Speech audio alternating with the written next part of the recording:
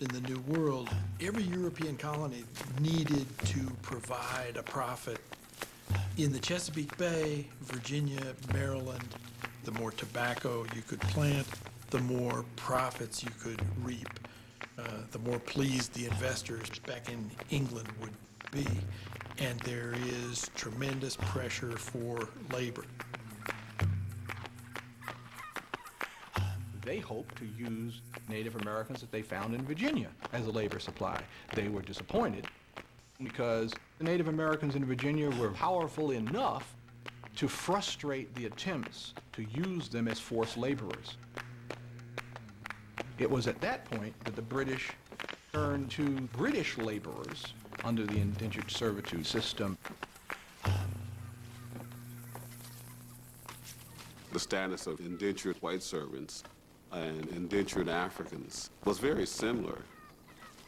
They were both, of course, hired for a period of time, and both could become free.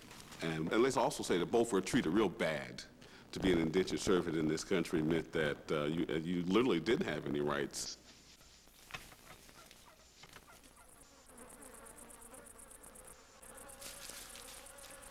In this world, there's not much practical difference in terms of the oppression that they face. In some measure, that equality is an equality because these people can't be treated worse. By 1640, indentured servants were essential to the profits of Virginia tobacco farmers.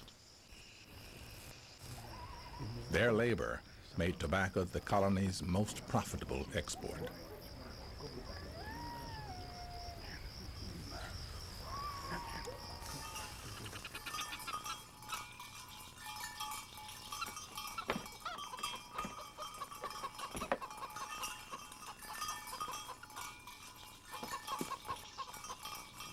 Three men on the same farm, doing the same labor, being harassed and oppressed on a comparable level, to the point that these three men chose to flee their owner.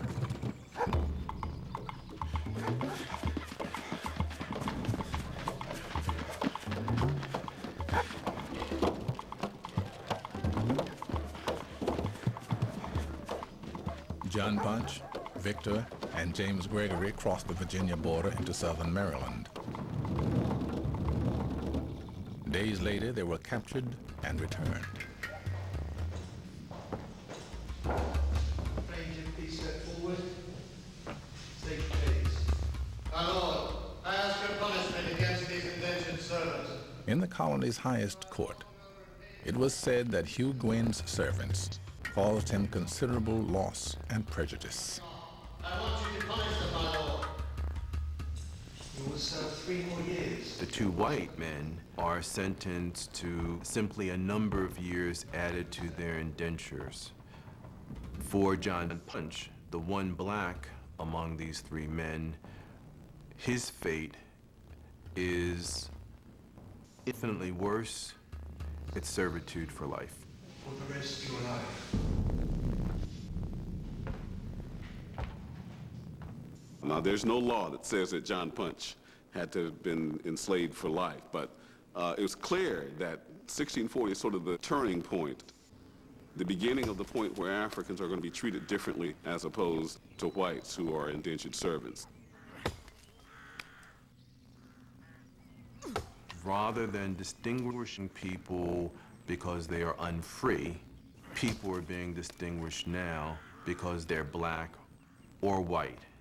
And that whiteness is privileging in ever increasing and beneficial ways.